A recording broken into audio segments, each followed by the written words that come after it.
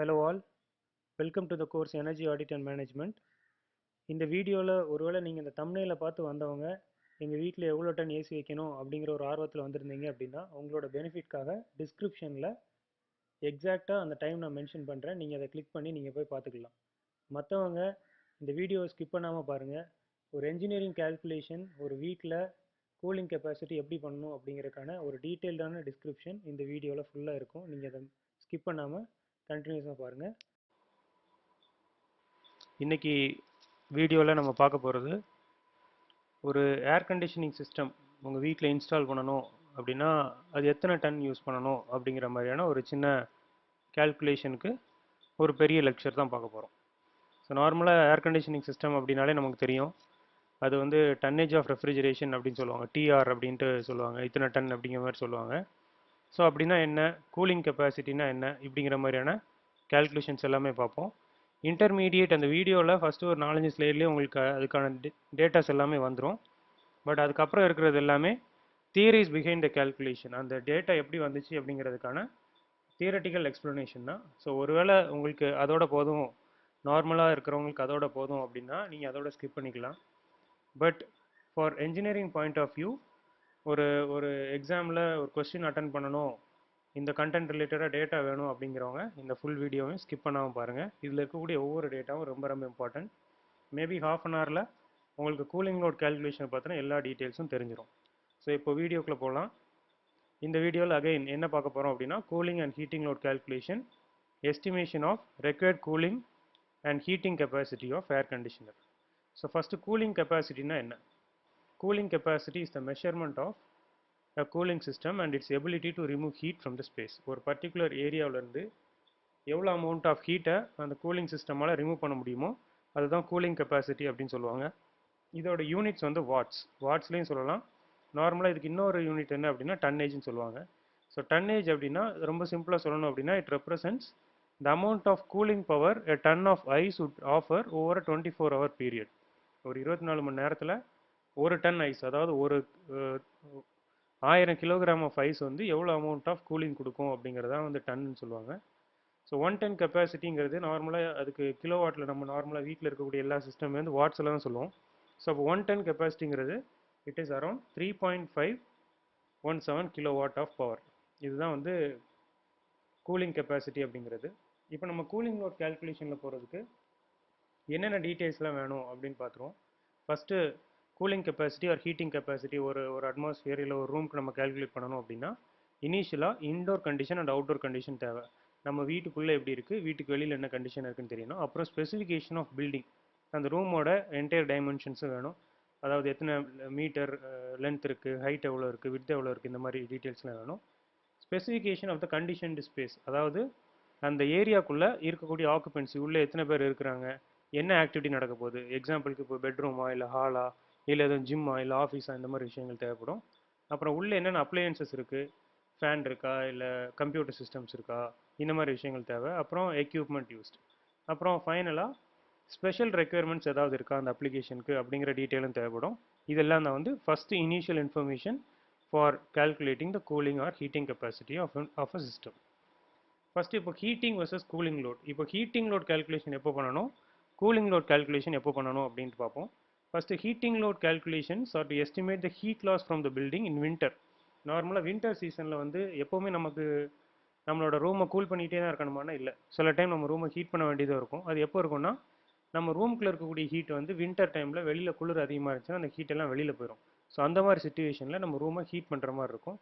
So அது வந்து heating load calculation சொல்லுவாங்க. நார்மலாக ஹீட் லோட் கால்குலேஷன் வந்து ஸ்டெடி ஸ்டேட் கண்டிஷனில் பண்ணுவாங்க. என்ன காரணம் அப்படின்னா நம்ம ஹீட் லோட் கால்குலேஷன் பண்ணும்போது ரூமில் இருந்து மட்டும்தான் ஹீட் வெளியில் போகும். நம்ம வந்து அவுட்டோர் கண்டிஷனை ஸ்டெடி ஸ்டேட்டாகவே அசியூம் பண்ணிப்போம். ஸோ ரூமில் இருந்து மட்டும்தான் ஹீட் வெளியில் போகிறதால for doing heating load calculation will consider it as steady state condition. And இது இப்படி நம்ம ஸ்டெடி ஸ்டேட்டை கன்சிடர் பண்ணுறதால கொஞ்சம் ஓவர் எஸ்டிமேஷன் பண்ணுறதுக்கான பாசிபிலிட்டி இருக்குது. அதாவது நார்மலாக ஒரு 1.5 டன் ரேட் ஏசி தேவைப்படுற இடத்துல நம்ம ஒரு 1.7 1.8 இந்த மாதிரி எக்ஸ்ட்ராவாக கொஞ்சம் ஓவர் எஸ்டிமேஷன் பண்ணுறதுக்கான பாசிபிலிட்டிஸ் நிறையவே இருக்குது. அண்ட் கூலிங் லோட் கால்குலேட் பண்ணுறது வந்து அன்ஸ்டெடி ஸ்டேட். இதுக்கு காரணம் என்ன அப்படின்னா கூலிங் லோட் கால்குலேட் பண்ணும்போது நம்ம ஹீட் சோர்ஸ், நம்ம ரூம் வந்து கூல் பண்ண போகிறோம். அப்போ ரூம் ஹீட் ஆகிறதுக்கான பாசிபிலிட்டிஸ் நிறைய இடங்கள்லேருந்து இருக்குது. எக்ஸாம்பிளுக்கு ரூமுக்குள்ளேயே ஹீட் ஜென்ரேட் ஆகும், ரூமுக்கு வெளியில் சன்லைட் படுறதுனால அதுலேயே கொஞ்சம் ஹீட் ஜென்ரேட் ஆகும். ஸோ இந்த மாதிரி விஷயங்கள்னால இந்த ப்ராசஸ் வந்து அன்ஸ்டடி ப்ராசஸ். அதாவது சன்லைட் எப்போவுமே ஒரே மாதிரி ஸ்டடியாக இருக்குமானா இருக்காது. காலையில் ஒரு மாதிரி இருக்கும், மதியம் ஒரு மாதிரி இருக்கும், சாயந்தரம் ஒரு மாதிரி இருக்கும். ஸோ இந்த மாதிரி விஷயங்கள்லாம் வர்றதால கூலிங் லோட் கேல்குலேஷன் மட்டும் ஒரு அன்ஸ்டடி ஸ்டேட்னு சொல்லுவாங்க. அதனாலே கூலிங் லோட் கேல்குலேஷன் கொஞ்சம் காம்ப்ளெக்ஸாகவே இருக்கும். அண்ட் நெக்ஸ்ட் வந்து என்னன்னா பேலன்ஸ் பாயிண்ட். பேலன்ஸ் பாயிண்ட் அப்படின்னா a point at which the solar radiation and internal heat generation rate exactly balance the heat loss from the building. ஒரு பில்டிங்கில் இருக்கக்கூடிய ஹீட் லாஸை வந்து இந்த சோலார் ரேடியேஷனும் இன்டர்னல் ஹீட் ஜென்ரேஷனும் வந்து பேலன்ஸ் பண்ணிடும். இப்போது எக்ஸாம்பிளுக்கு ஒரு 100 கிலோவாட் ஆஃப் ஹீட் வந்து ஒரு ரூம்லேருந்து வெளியில் போகுது அப்படின்னு அசியூம் பண்ணுறோம். அந்த 100 கிலோவாட் ஆஃப் ஹீட் வந்து லாஸ் ஆகுது அப்படின்னாலும் அதை பேலன்ஸ் பண்ணுறது சோலார் எனர்ஜியும் உள்ளே நம்ம ஃபேன் லைட்டை தான் போட்டிருப்போம், இல்லை ஃப்ரிட்ஜை தான் ஓடிட்டுருக்கோம், அதுலேருந்து வரக்கூடிய ஹீட், இந்த ரெண்டும் சேர்ந்து அதை பேலன்ஸ் பண்ணிடும். அப்போ வந்து நமக்கு ஹீட் அடிஷனுக்கு எந்த ஒரு எக்யூப்மெண்ட்டும் யூஸ் பண்ண வேண்டாம் அப்படிங்கிறதா வந்து பேலன்ஸ் பாயிண்ட். இதுலேருந்து out side temperature at balance condition calculate பண்ணலாம். அதுக்கான ஃபார்முலாவும் கீழே இருக்குது. அண்ட் இது எதுக்காக யூஸ் பண்ணுறாங்க, இந்த பேலன்ஸ் பாயிண்ட்டுங்கிற விஷயம் எதுக்கு அப்படின்னா, இப்போ ஒருவேளை அவுட் சைடு டெம்பரேச்சர் வந்து பேலன்ஸ் அவுட் சைட் டெம்பரேச்சரோட அதிகமாக இருக்குது அப்படின்னா நம்ம வந்து கூல் பண்ணணும். அட்மாஸ்பியரிக் நம்ம ரூம் டெம்பரேச்சரோட அட்மாஸ்பியரிக் டெம்பரேச்சர் அப்படின்னு கூட ரொம்ப சிம்பிளாக சொல்லணும். அப்படி அவுட் சைட் டெம்பரேச்சர் வந்து if it is greater then balanced point outside temperature then you need cooling. இல்லை கம்மியாக இருக்குது அப்படின்னா ஹீட்டிங் பண்ணணும். ஈக்குவலாக இருக்குன்னா கூலிங்கும் தேவையில்லை, ஹீட்டிங்கும் தேவையில்லை. ஸோ இப்போது methods of estimating cooling and heating loads. Heating and cooling லோட்ஸை கால்குலேட் பண்ணுற மெத்தட் வந்து ரொம்ப systematic and stepwise procedure இருக்குது. அதை நம்ம ப்ராப்பராக ஃபாலோ பண்ணாலே நமக்கு வந்து ஆன்சர் ஈஸியாக கிடச்சிரும். இதில் வந்து ரொம்ப சிம்பிளாக சால்வ் பண்ணோம் அப்படின்னா ரூல்ஸ் ஆஃப் தம்ப் இருக்குது. ஒரு ரூல் புக் மாதிரி இருக்கும், இல்லை ஒரு டேபிள் இருக்கும், இல்லை ஒரு சார்ட் இருக்கும். அந்த சார்ட்டில் இருந்து இவ்வளோ சதுரடியா, இத்தனை ஃபீட் ஸ்கொயர் இருக்கா, அப்போ எவ்வளோ அப்படின்னு நம்ம ஈஸியாக முடிச்சிடலாம். அதான் ரூல்ஸ் ஆஃப் தம்ப். அது அகெயின் அப்ராக்சிமேஷன் வேல்யூ தான். ஸோ நம்ம எக்ஸாக்டாக நமக்கு அதே வேல்யூ வரணும்னா நமக்கு அதே சுச்சுவேஷன் அமையுமானா தெரியலை. அதில் ஆரம்பித்து சிம்பிளான மெத்தடில் ஆரம்பித்து ட்ரான்ஸ்ஃபர்ஸ் ஃபங்க்ஷன் மெத்தட், ஒரு கம்ப்யூட்டர் யூஸ் பண்ணி சால்வ் பண்ணக்கூடிய மெத்தட்ஸ் வரைக்கும் we have plenty of methods to solve or estimate cooling and heating loads. So இப்போ இதுதான் வந்து ரூல்ஸ் ஆஃப் தம்ப். ஒரு இந்த இதுதான் வந்து உங்களுக்கு தம்ப்நெயிலில் இருந்திருக்கும். நீங்கள் வீடியோ கிளிக் பண்ணுறதுக்கு முன்னாடி இந்த இதுதான் உங்களுக்கு இருந்திருக்கும். இப்போது இது வந்து இது ஒரு ஜென்ரல் சார்ட். இந்த சார்ட்டில் பார்த்தோம் அப்படின்னா ஒரு ஆஃபீஸ் பில்டிங் இல்லை அப்ளிகேஷன் சைடில் போட்டிருக்காங்க. இந்த பக்கம் வந்து ஃபார் 1000 ஸ்கொயர் ஃபீட், 1000 சதுரடி இருக்கக்கூடிய ஒரு ஃப்ளோர் ஏரியாவுக்கு எவ்வளோ டன் ரேட்டில் ஏசி வேணும் அப்படிங்கிறத போட்டிருக்காங்க. இப்போ அது ஒரு வேளை ஆஃபீஸ் பில்டிங்காக இருக்குது அப்படின்னா ஆஃபீஸ் பில்டிங்கில் கண்டிப்பாக கிளாஸ் நிறைய இருக்கும். ஒரு வேளை 25% அந்த பில்டிங்கில் கிளாஸ் இருக்கா, இல்லை 50% கிளாஸ் இருக்கா, 75% கிளாஸ் இருக்காங்கிறத பொறுத்து டன் ரேட்டிங் மாறிட்டே இருக்குது. 3.5லேருந்து 5 வரைக்கும் இருக்குது. இல்லை கம்ப்யூட்டர் ரூமாக இருந்துச்சு அப்படின்னா கம்ப்யூட்டர் ஏற்கனவே நிறைய ஹீட் வெளியில் கொடுத்துட்டே இருக்கும். ஸோ அதனால் அதுக்கு வந்து 6 to 12 இருக்குது. அப்புறம் ஹோட்டல்ஸில் வந்து பெட்ரூம்ஸ் இருக்குது, ரெஸ்டாரண்ட்ஸ் இருக்குது, டிபார்ட்மெண்டல் ஸ்டோர்ஸ் இருக்குது, ஷாப்ஸ் இருக்குது, பேங்க்ஸ் இருக்குது, தியேட்டர்ஸ், ஆடிட்டோரியம், இந்த மாதிரி எல்லாத்துக்குமே வந்து ஸ்பெசிஃபிக்கான வேல்யூ, இந்த வேல்யூ 1000 ஸ்கொயர் ஃபீட்டுக்கு இவ்வளோ அப்படிங்கிற மாதிரி நமக்கு வந்து ரூல்ஸ் ஆஃப் தம்பில் நம்ம கால்குலேட் பண்ணிடலாம். இது வந்து அகைன் சொன்ன மாதிரி எக்ஸாக்டாக இது நம்ம சுச்சுவேஷனுக்கு சூட் ஆகுமானா இருக்காது. சில டைம் நம்ம ரூம் ஏரியா வந்து 1200 ஸ்கொயர் ஃபீட்டாக இருக்கும். இந்த மாதிரி விஷயங்களில் சில சமயங்களில் மாறுதல் வரும். அப்போ we have to go for some other calculations. So இது வந்து அப்ராக்சிமேட் வேல்யூஸ் தான். More accurate load estimation methods involve combination of analytical and empirical result. நிறைய நீங்கள் ஃபார்முலாஸ் யூஸ் பண்ண வேண்டியிருக்கும், அனாலிட்டிக்ஸும் யூஸ் பண்ண வேண்டியிருக்கும். எக்ஸாம்பிளுக்கு we have a method known as CLTD, அதாவது கூலிங் லோட் டெம்பரேச்சர் டிஃபரன்ஸ்னு ஒரு மெத்தட் இருக்குது. அப்புறம் சோலார் ஹீட் கெயின் ஃபேக்டர்னு இன்னொரு மெத்தட் இருக்குது. இதெல்லாம் எதுக்கு யூஸ் பண்ணுவாங்கன்னா சிஎல்டிடி எதுக்கு யூஸ் பண்ணுவாங்கன்னா ஃபேப்ரிக்ஸ் அதில் வந்து எவ்வளோ ஹீட் கெயின் பண்ணியிருக்குன்ட்டு. அப்புறம் சோலார் ஹீட் கெயின் ஃபேக்டருங்கிறது ஃபெனஸ்ட்ரேஷன் மூலியமாக எவ்வளோ அமௌண்ட் ஆஃப் ஹீட் ட்ரான்ஸ்ஃபர் ஆயிருக்கு அப்படின்ட்டு. ஃபெனஸ்ட்ரேஷன் அப்படின்னா நம்ம கொடுக்கக்கூடிய வெளியிலேருந்து வரக்கூடிய சோலார் ரேடியேஷன் உள்ளுக்குள்ளே விண்டோஸ் வழியெல்லாம் உள்ளே வரும்ல, அந்த அமௌண்ட் ஆஃப் ஹீட் எவ்வளோ உள்ளே வந்திருக்குன்ட்டு மெஷர் பண்ணுறதுக்கு.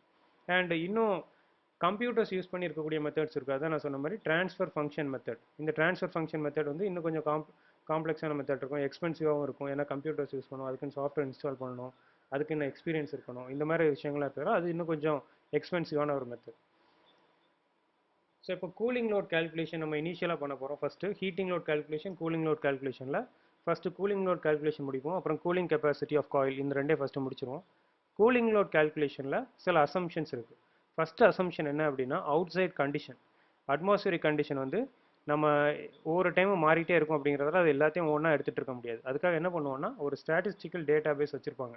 ஒரு 5 வருஷத்துக்கான டேட்டா பேஸோ இல்லை 10 வருஷத்துக்கான டேட்டா பேஸோ வச்சு அதுலேருந்து ஒரு வேல்யூ கொடுத்துருப்பாங்க. இப்போது ஏதோ ஒரு ஏரியாவில் இவ்வளோ இருக்கும் அப்படிங்கிற மாதிரி ஒரு வேல்யூ கொடுத்துருவாங்க. அந்த வேல்யூ தான் நம்ம யூஸ் பண்ணுவோம். ஸோ இது வந்து ஒரு ஃபர்ஸ்ட் அசம்ஷன். ரெண்டாவது, load on the building due to solar radiation is estimated for clear sky condition. Again solar radiation வந்து நேரத்துக்கு நேரம் மாறிட்டே இருக்கும். காலையில் ஒரு மாதிரி இருக்கும், நைட்டு ஒரு மாதிரி, சாயந்தரம் ஒரு மாதிரி இருக்கும். அதே போல் இன்றைக்கி காலையில் இருந்த சோலார் ரேடியேஷன் தான் நாளைக்கு இருக்குமானா இருக்காது. மேபி மேலே இருக்கக்கூடிய க்ளவுட்ஸ்னால ரேடியேஷன் சேஞ்ச் ஆகலாம். அதனால் நம்ம என்ன பண்ணுவோம்னா கிளியர் ஸ்கை கண்டிஷனில் எவ்வளோ ரேடியேஷன் இருக்குமோ அதை எடுத்துக்கிடுவோம். அண்ட் தேர்ட், பில்டிங்கில் வந்து ஒரு ஏர் கண்டிஷனிங் சிஸ்டம் வைக்க போகிறீங்கன்னா அங்கே எத்தனை பேர் இருப்பாங்க அப்படிங்கிறது ஒரு விஷயம். அது ஆக்குபென்சின்னு சொல்லுவாங்க. நம்ம என்ன எடுத்துக்கிட்டோம்னா ஃபுல்லாகவே ஃபுல் டிசைன் கெப்பாசிட்டின்னு எடுத்துக்கிடுவோம். அந்த பில்டிங்கில் இத்தனை பேர், 100 பேர்னா 100 பேர் இருக்கிறாங்கன்னு எடுத்துக்கிடுவோம். ஆனால் எல்லா டைமும் 100 பேர் இருப்பாங்கன்னா இருக்க மாட்டாங்க. அண்ட் ஃபைனலாக all equipments and appliances are consider to be operating. இப்போ உள்ளே இருக்கக்கூடிய எல்லா எக்யூப்மெண்ட்ஸும் ரன் ஆகுது. ஸோ எல்லா எக்யூப்மெண்ட்ஸ் ரன் ஆச்சுன்னா அந்த எக்யூப்மெண்ட்டே கொஞ்சம் அமௌண்ட் ஆஃப் ஹீட்டு கொடுத்துட்ருக்கும். ஸோ இப்போ எல்லா எக்யூப்மெண்ட்டும் ரன் ஆகிற மாதிரி நம்ம கன்சிடர் பண்ணியிருப்போம். இந்த 4 அசம்ஷனும் இனிஷியலாக கூலிங் லோட் கால்குலேஷன் பண்ணும்போது நம்ம வந்து அசியூம் பண்ணிப்போம். அண்ட் கூலிங் லோட் கால்குலேஷனில் 2 டிஃப்ரெண்ட் டைப்ஸ் ஆஃப் லோடு வந்து கால்குலேட் பண்ணுவோம். ஃபஸ்ட்டு வந்து பில்டிங் லோடு, செகண்ட் வந்து சிஸ்டம் லோடு. பில்டிங் லோட் அப்படிங்கிறது அந்த பில்டிங்கில் எவ்வளோ அமௌண்ட் ஆஃப் லோடு வந்துச்சு, எவ்வளோ அமௌண்ட் ஆஃப் ஹீட் லாஸ் இருக்குது, எவ்வளோ அமௌண்ட் ஆஃப் ஹீட் கெயின் இருக்குது அப்படிங்கிறத பார்க்குறது. சிஸ்டம் லோடுங்கிறது நம்ம யூஸ் பண்ணக்கூடிய ஏர் கண்டிஷனிங் சிஸ்டமே கொஞ்சம் அமௌண்ட் ஆஃப் லோடு கொடுக்கும். Maybe because of improper insulation, maybe because of ventilation losses, இந்த மாதிரி விஷயங்களால அந்த ஏர் கண்டிஷனிங் சிஸ்டமே கொஞ்சம் அமௌண்ட் ஆஃப் ஹீட்டை வந்து நம்ம ஸ்பேஸ்க்குள்ளே கொடுக்கும். ஸோ அதனால் இந்த 2 லோடையும் நம்ம ஃபஸ்ட்டு கால்குலேட் பண்ணணும். இந்த 2 லோடையும் வச்சு தான் கூலிங் லோட் கால்குலேட் பண்ணணும். ஃபஸ்ட்டு பில்டிங் லோட் கால்குலேட் பண்ணுறதுக்கு பில்டிங்லேயே வந்து you have 2 different types of loads. First is external load and second is internal load. External load is heat transferred through the building envelope. அதாவது ஒரு heat building envelope, நார்மலாக பில்டிங்கில் என்னென்ன இருக்கும்னா Waals இருக்கும், ரூஃப், ஃப்ளோர், விண்டோஸ், டோர்ஸ், இந்த மாதிரி நிறைய விஷயங்கள் இருக்குது. இதுக்கு எல்லாத்துக்குள்ளேயும் ஹீட் வந்து ட்ரான்ஸ்ஃபர் ஆகும். ஸோ அதுதான் வந்து எக்ஸ்டர்னல் லோடுன்னு சொல்லுவாங்க. வெளியிலேருந்து அந்த பில்டிங்க்கு கொடுக்கக்கூடிய லோடு தான் வந்து எக்ஸ்டர்னல் லோடு. அண்ட் இன்டர்னல் லோடுங்கிறது heat generated by occupants, equipments and lights. அந்த பில்டிங்குள்ளேயே இருக்கக்கூடிய விஷயங்கள்னால வரக்கூடிய லோடு தான் வந்து இன்டர்னல் லோடுன்னு சொல்லுவாங்க.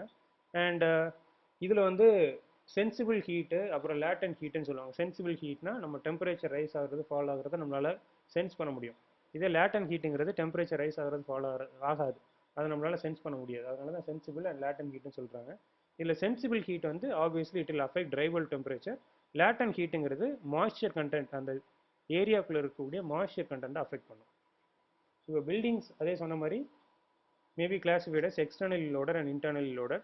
இதில் cooling load of and externally loaded building varies widely.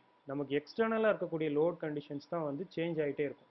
காரணம் என்னென்னா எக்ஸ்டர்னல் ஃபேக்டர்ஸ் தான் வந்து நம்ம கண்ட்ரோலில் இல்லை, அது வந்து அட்மாஸ்பியரிக் கண்ட்ரோலில் இருக்கிறதால அதுதான் வந்து சேஞ்ச் ஆகிட்டே இருக்கும். வேறஸ் இன்டர்னல் லோடட் வந்து ஃபேர்லி ரிமைன்ஸ் கான்ஸ்டன்ட். அது மோஸ்ட் ஆஃப் த டைம் கான்ஸ்டண்ட்டாகவே மெயின்டைன் ஆகிட்டு இருக்கும். ஸோ இப்போது இந்த லோட் கண்டிஷன்ஸ்க்கு இதுதான் வந்து டயக்ராமேட்டிக் ரெப்ரசன்டேஷன். ஒரு சின்ன வீடு இருக்குது, அதில் வந்து you can see solar radiation through opaque surface. ஏதாவது டிரான்ஸ்பரண்ட் மீடியம் இருக்குன்னா அது வழியாக எவ்வளோ அமௌண்ட் ஆஃப் ஹீட் உள்ளே போகுது. அப்புறம் ஃபெனஸ்ட்ரேஷன் சொன்ன மாதிரி ஜன்னல் ஏதாவது இருக்குன்னா அது வழியாக எவ்வளோ அமௌண்ட் ஆஃப் ஹீட் உள்ளே போகுது. இன்ஃபில்ட்ரேஷன்னு சொல்லுவாங்க. இன்ஃபில்ட்ரேஷன்னா இந்த செங்கல் இது மூலியமாக தான் நம்ம வீடு கட்டியிருப்போம். செங்கல் சிமெண்ட் வச்சு தான் வீடு கட்டியிருப்போம். அது மூலியமாகவும் கொஞ்சம் அமௌண்ட் ஆஃப் ஹீட் உள்ளே போகும். அப்புறம் கிரவுண்டு, வீடு எதுனாலுமே வந்து கிரவுண்டில் தான் இருக்க போகுது.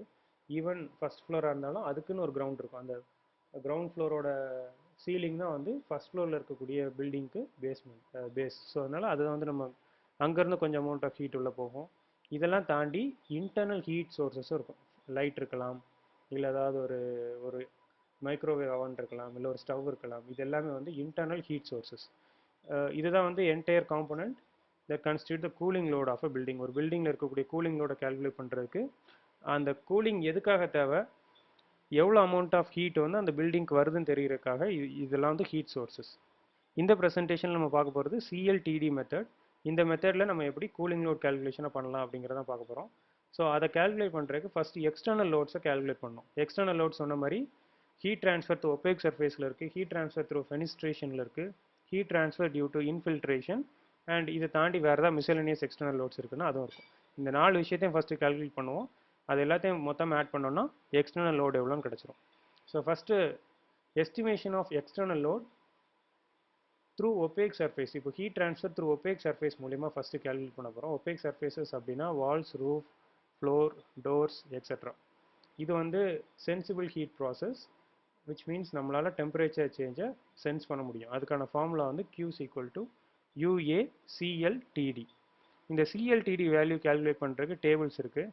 சன்லிட் சர்ஃபேஸ்ன்னு சொல்லுவாங்க.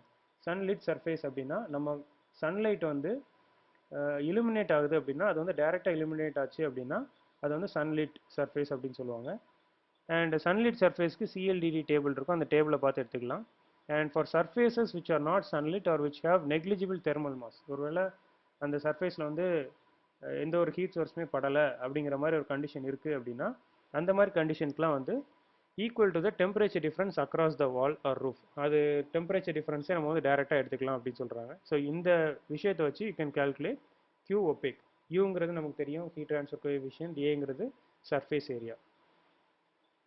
And for interior air condition room surrounded by non air conditioned spaces. உங்கள் வீட்டில் வந்து எல்லா ரூமுக்குமே ஏர் கண்டிஷனிங் இருக்குமானா இருக்காது. ஏதாவது ஒரு ரூமுக்கு இருக்கும், அதை சுற்றி நிறைய ரூமுக்கு ஏர் கண்டிஷனிங் இருக்காது. ஸோ அப்படி இருக்கக்கூடிய சிச்சுவேஷன்ஸில் நம்ம என்ன பண்ணுவோம் அப்படின்னா the CLTD of the interior walls is equal to the temperature difference between the surrounding non-air conditioned space and the conditioned space.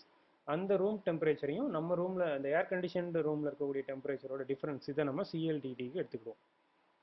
And estimation of CLTD values of floor and roof with false ceiling. ஒருவேளை இதில் falls ceiling இருக்குது, உங்கள் ரூமில் வந்து falls ceiling இருக்குது அப்படின்னா அப்போ நம்ம என்ன பண்ணணும் அப்படின்னா one has to use the temperature of the ground for estimating CLTD. இப்போ for floors standing on ground, ஒரு வீடு இருக்குது, அந்த வீடு வந்து கிரவுண்டுக்கு மேலே இருக்குது, ஃபஸ்ட்டு கிரவுண்ட் ஃப்ளோரில் இருக்குது அப்படின்னா அந்த மாதிரி கேட்டகரிஸில் நம்ம என்ன பண்ணிப்போம்னா அந்த கிரவுண்டோட டெம்பரேச்சரை டைரெக்டாக எடுத்துக்கிறோம். இப்போ இந்த கிரவுண்டோட டெம்பரேச்சர் எப்படி இருக்கும் அப்படிங்கிறதுக்கு அகைன் ASHRAE அப்படிங்கிற ஒரு அசோசியேஷன் இருக்குது. அதாவது American standard society of heating, refrigerating and air conditioning engineers அப்படிங்கிறவங்க என்ன சொல்கிறாங்கன்னா suggest suitable temperature difference values for estimating heat transfer through ground. ஒவ்வொரு ஏரியாவுக்கு ஒவ்வொரு மாதிரியான ஹீட் ட்ரான்ஸ்ஃபர் டெம்பரேச்சர்ஸ் இருக்கும், டெம்பரேச்சர் டிஃப்ரென்ஸ் இருக்கும். அந்த வேல்யூஸ் எல்லாமே வந்து இந்த ASHRAE அப்படிங்கிற அந்த ஒரு இன்ஸ்டிடியூஷன் நமக்கு சொல்லிடுவாங்க, அவர் சஜஸ்ட் பண்ணிடுவாங்க. லைக் ASHRAE அகைன் நான் சொல்கிறேன், American society of heating, refrigerating and air conditioning engineers. ஒருவேளை உங்கள் ரூம் வந்து ஃபஸ்ட்டு ஃப்ளோரில் இருக்குது அப்படின்னா அந்த பேஸ்மெண்ட் வந்து அந்த கிரவுண்ட் ஃப்ளோரோட சீலிங் தான் அதோட பேஸ்மெண்ட். ஸோ அப்போ என்ன பண்ணுவாங்கன்னா இந்த CLTD values of the floor or the temperature difference across the floor, அதாவது difference between the temperature of basement, அந்த பேஸ்மெண்ட்டுக்கும் கண்டிஷன்டு ஸ்பேஸுக்குமான டிஃப்ரென்ஸ் தான் வந்து நமக்கு CLTD அப்படின்னு சொல்கிறது. For sunlit roofs with fall ceiling, ஒருவேளை ஃபால் சீலிங் இருக்கக்கூடிய கண்டிஷன், இப்போ நம்ம பார்த்ததெல்லாம் வந்து ஃப்ளோரில் இருக்கக்கூடிய விஷயம். அடுத்து ஃபால் சீலிங் இருக்குது, இப்போ கீழே பார்த்தாச்சு, சைட்லேயும் பார்த்தாச்சு, இப்போ நெக்ஸ்ட் வந்து false ceiling. The U value may be obtained by assuming the false ceiling to be an air space. அந்த ஃபால் சீலிங்குள்ளே வந்து ஏர் ஸ்பேஸ் இருக்கிற மாதிரி அசியூம் பண்ணிட்டு the CLTD values obtained from the tables may not exactly fit the specific roof, then one has to use his judgment and select suitable CLTD values. இப்போ fall ceiling இருக்குங்கிற பட்சத்தில் நம்ம வந்து U value வந்து ஏர் ஸ்பேஸாக இருக்கிற மாதிரி assume பண்ணிப்போம். CLTD value வந்து நமக்கு டேபிள் ஏற்கனவே இருக்கும், பட் இருந்தாலும் அது எக்ஸாக்டாக அதை டேரெக்டாக செலக்ட் பண்ண முடியாட்டியும் நம்மளோட ஜட்ஜ்மெண்ட் வச்சு நீங்கள் ஒரு சூட்டபிள் வேல்யூ சூஸ் பண்ணிக்கணும். நெக்ஸ்ட் வந்து estimation of external load for heat transfer through fenestration. Fenestration அப்படிங்கிறது விண்டோ சர்ஃபேஸ். எப்போ எங்கே பார்த்தாலுமே வந்து ஏர் கண்டிஷனிங் ரூம்ஸில் எங்கே பார்த்தாலும் விண்டோஸ் வந்து மோஸ்ட்லி வச்சிருக்க மாட்டாங்க, வச்சிருந்தாலும் ஃபுல்லாக க்ளோஸில் வச்சுருப்பாங்க. காரணம் என்னென்னா விண்டோஸ் வழியாக ஹீட் உள்ளே வரும். அப்படி ஹீட் உள்ளே வந்துச்சுன்னா நமக்கு கூலிங் லோட் அதிகமாக தேவைப்படும். அப்போ இது எதனால் வருது அப்படின்னா heat transfer by conduction due to temperature difference across the window. விண்டோவில் இருக்கக்கூடிய டெம்பரேச்சர் டிஃப்ரென்ஸ்னால நமக்கு வந்து கண்டக்டிவ் ஹீட் ட்ரான்ஸ்ஃபர் நடக்குது. அப்புறம் heat transfer due to solar radiation through the window. இதுக்கான ஃபார்முலா, ஹீட் ட்ரான்ஸ்ஃபருக்கான ஃபார்முலா என்னென்னா A unshaded into SHGF maximum into SC into CLF. இதுதான் வந்து ஃபார்முலா. இதில் unshaded ஏரியா அப்படிங்கிறது it is obtained from the dimensions of the external shade and solar geometry. Solar ஜாமெட்ரியை பொறுத்து நமக்கு வந்து unshaded ஏரியாவை நம்ம வந்து கால்குலேட் பண்ணிக்கலாம். So A unshaded is the area exposed to solar radiation. Shade ஆகாத ஏரியாவை தான் அன்ஷேடுன்னு சொல்லுவாங்க, நிழல் இல்லாத ஏரியாவை அன்ஷேடுன்னு சொல்லுவாங்க. எது டைரெக்டாக சோலார் ரேடியேஷனுக்கு எக்ஸ்போஸ் ஆகிருக்கோ அதுதான் unshaded area. SHGF and SC அப்படிங்கிறது maximum solar heat gain factor and shading coefficient இதெல்லாம் வந்து கான்ஸ்டன்ட் வேல்யூஸ், இதுவுமே நமக்கு வந்து சார்ட்ஸில் இருக்கும். சிஎல்எஃப் அப்படிங்கிறது கூலிங் லோட் ஃபேக்டர். இப்போ இதை கால்குலேட் பண்ணுறதுக்கு, சிஎல்எஃப்பை கால்குலேட் பண்ணுறதுக்கு கூலிங் லோட் ஃபேக்டர் அப்படின்னு என்னென்னா, it accounts for the fact that all the radiant energy that enters the conditioned space at a particular time does not become a part of cooling load instantly. எல்லா ரேடியேஷனும் உள்ளே வருது, வரக்கூடிய எல்லா ரேடியேஷனும் அது heat generate பண்ணுமா அப்படின்னா இல்லை, அப்படி ஜென்ரேட் பண்ணாது. அப்படிங்கிறதால அது ஒரு ஃபேக்டராக நம்ம கன்சிடர் பண்ணுறோம். அதுதான் வந்து கூலிங் லோட் ஃபேக்டர். நெக்ஸ்ட் வந்து heat transfer due to infiltration. Infiltration அப்படின்னா heat transfer due to infiltration consists of both sensible as well as latent heat. infiltration நான் சொன்னதுதான், ஒரு பில்டிங் இருக்கு அப்படின்னா அந்த பில்டிங்கோட பில்டிங் பிளாக்ஸ் அது உள்ள நடக்கக்கூடிய ஹீட் ட்ரான்ஸ்ஃபர் தான் வந்து இன்ஃபில்ட்ரேஷன் அப்படின்னு சொல்லுவாங்க. இதை கால்குலேட் பண்ணுறதுக்கு சென்சிபிள் ஹீட் மூலியமா நடக்கக்கூடிய ஹீட் ட்ரான்ஸ்ஃபர், சென்சிபிள் ஹீட் ட்ரான்ஸ்ஃபரை மெஷர் பண்ணுறதுக்கு ஆர் கால்குலேட் பண்ணுறதுக்கான ஃபார்முலா டிஸ்பிளேல தெரியும்னு நினைக்கிறேன். இதுதான் வந்து அந்த formula, m(O)Cp into TO minus TI which is equal to VO rho O CPM TO minus TI.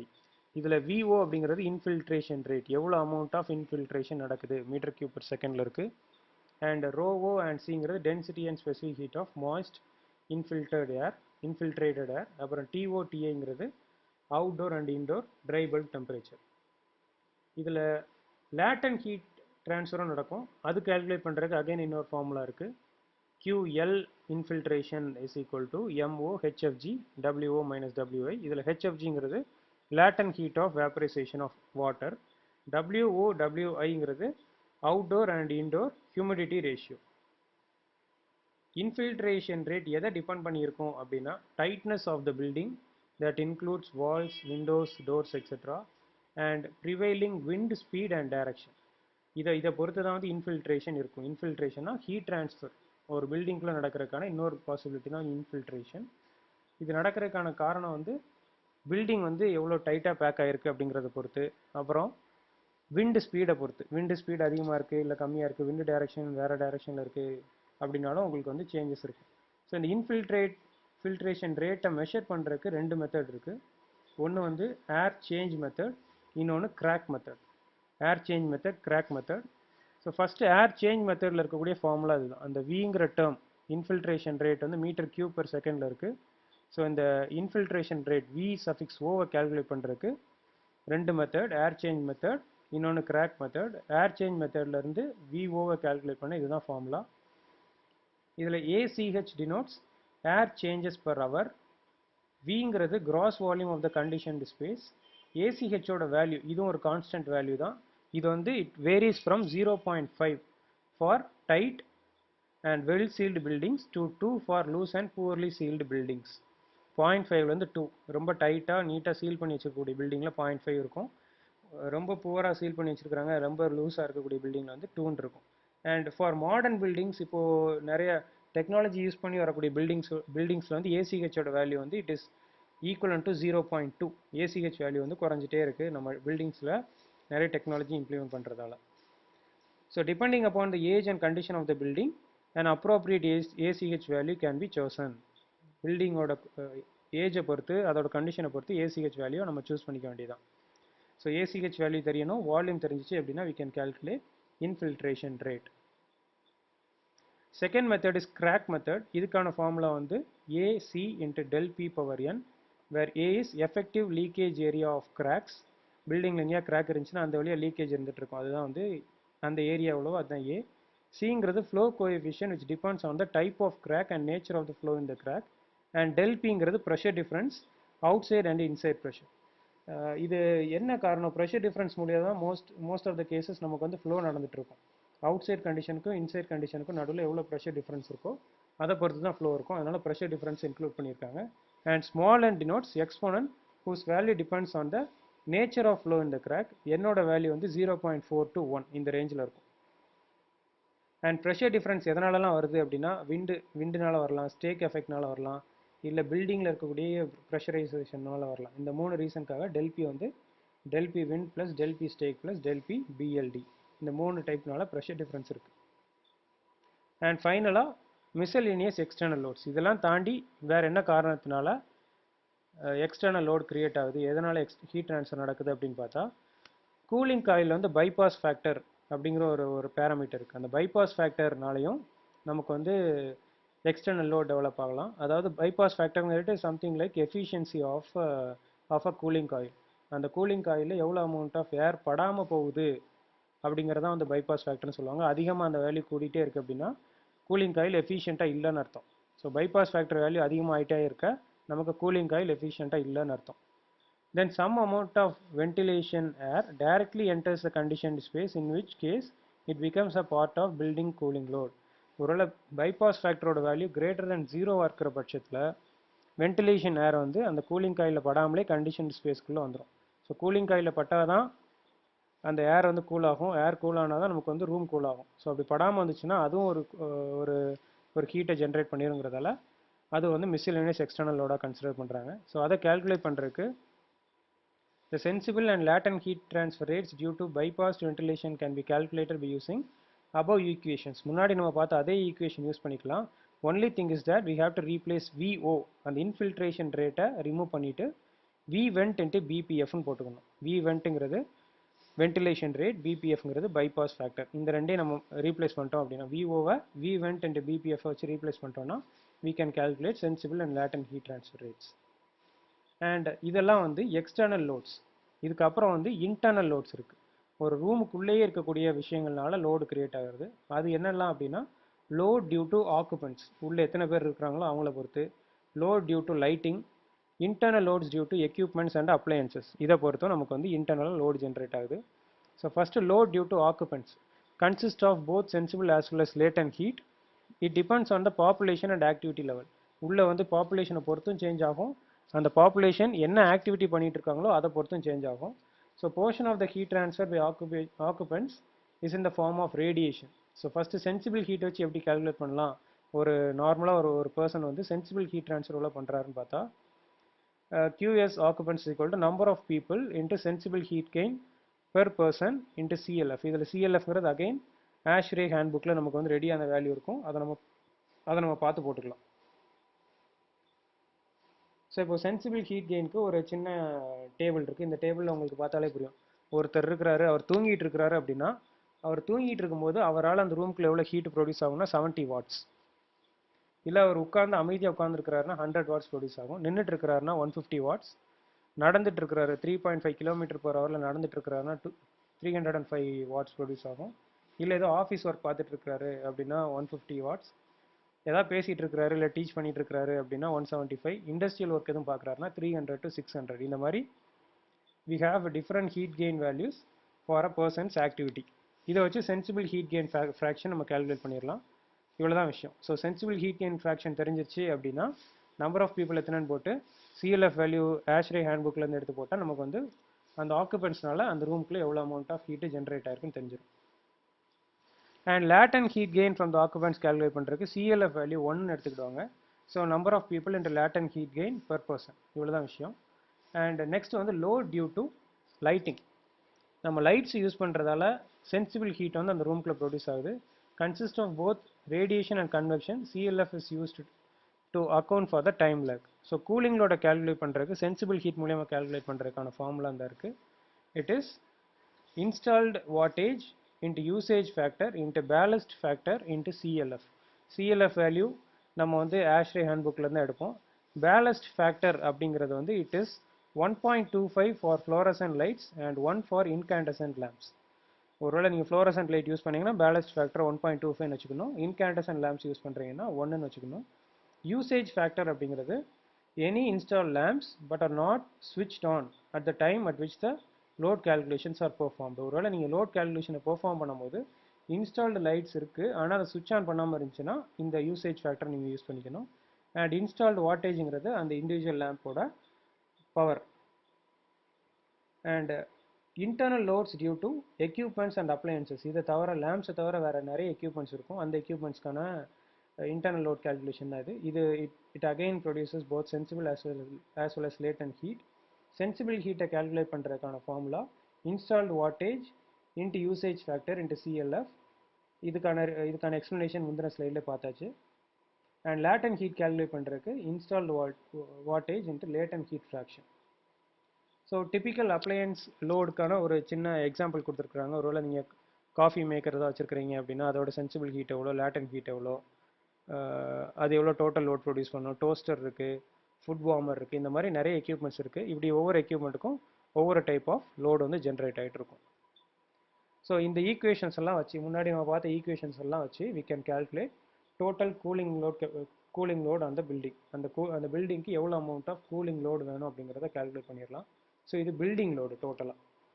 Second வந்து அந்த சிஸ்டம்க்கு தேவைப்படுற, சிஸ்டம்னால நமக்கு ப்ரொடியூஸ் ஆகக்கூடிய லோடு, இதுதான் வந்து to find the required cooling capacity of system one has to take into account the sensible and latent loads due to ventilation, leakage loss in the return air ducts, heat added due to return air fan.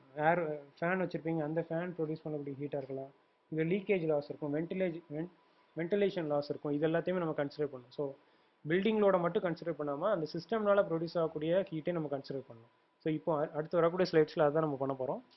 So ஒரு ஜென்ரலான ஒரு air conditioning room, அதில் வந்து duct எங்கே வச்சுருக்காங்க, return fan எங்கே இருக்குது, cooling coil எங்கே இருக்குது, சப்ளை ஃபேன் எங்கே இருக்குது, இதெல்லாம் வந்து இந்த பிக்சரை பார்த்தா உங்களுக்கு தெரியும். ஸோ இதில் வந்து கூலிங் காயில் வந்து அந்த ஏர் பட்டு அந்த ஏர் வந்து சப்ளை ஃபேன் மூலியமாக அந்த ஏசி ரூமுக்கு போகுது. ஏசி ரூம்லேருந்து ரிட்டர்ன் டக்ஸ் மூலியமாக ரிட்டர்ன் ஃபேனுக்கு போய் அகைன் இது வந்து சர்க்குலேட் ஆகிட்டு இருக்குது. இதுதான் வந்து விஷயம். இதுக்கு நடுவில் வந்து ரிட்டர்ன் டக் லாஸ் இருக்கலாம், இல்லை இந்த ஃபேனில் ஏதாவது ஹீட் ஜென்ரேஷன் ஆகி அது லாஸ் ப்ரொடியூஸ் பண்ணலாம். So cooling load on the coil due to sensible heat transfer of ventilated air can be calculated by the formula available in the slide. இதுதான் அந்த formula. M vent and V வெண்ட்ங்கிறது mass and volumetric flow rates of ventilated air. X அப்படிங்கிறது bypass factor of the coil. Bypass ஃபேக்டர்னா ஏற்கனவே சொல்லியிருந்தேன், அது வந்து it is related to the efficiency of the coil. And latent heat calculate பண்ணுறதுக்கு again you have the formula. இதில் HFG அப்படிங்கிறது latent heat of vaporisation, WOWங்கிறது humidity ratio of ambient and conditioned air. And load on coil due to leakage in return air duct and due to return air fan. இதை வச்சு calculate பண்ணுறதுக்கு, அதாவது return air duct ஃபேன்லேருந்து ஏதாவது leakage losses இருந்துச்சு அப்படின்னா அதை calculate பண்ணுறதுக்கு, if there is leakage of air or if there is leakage of air and heat from or to the return air duct, additional capacity has to be provided by the cooling coil to take care of this. சொன்ன மாதிரியே தான், ஒருவேளை ஃபேனில் ஏதாவது leakages நடந்துச்சு அப்படின்னா அதையும் பேர் பண்ணக்கூடியது அந்த கூலிங் காயில் தான் பண்ணணும். அப்போ அதுக்கு அதிகமான கெப்பாசிட்டி கொடுக்கணும். Depends on the surface area of the duct that is expose to the outside air, amount of insulation, temperature difference between outside air and return air. இதை பொறுத்து தான் இந்த லீக்கேஜ் வந்து நடந்துட்டு இருக்கு.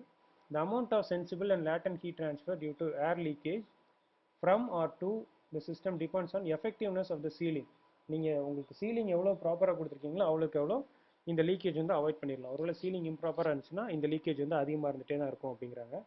இதை கால்குலேட் அதுக்கப்புறம் ஃபைனலாக டோட்டல் சென்சிபிள் லோடை கால்குலேட் பண்ணுறதுக்கான ஃபார்முலா இதுதான், which is sensible load on building, which is QSR, sensible load due to ventilation, sensible load due to return air duct and fan. இந்த மூணே ஆட் பண்ணீங்கன்னா உங்களுக்கு டோட்டல் சென்சிபிள் லோடு கிடைச்சிடும். அதுக்கப்புறம் total latent load calculate பண்ணுறதுக்கும் முன்னாடி இருந்தால் அந்த load latent load of building, latent ventilation load, அதுக்கப்புறம் latent return air duct and fan load, இந்த மூணே ஆட் பண்ணிங்கன்னா total latent load on coil கிடச்சிரும்.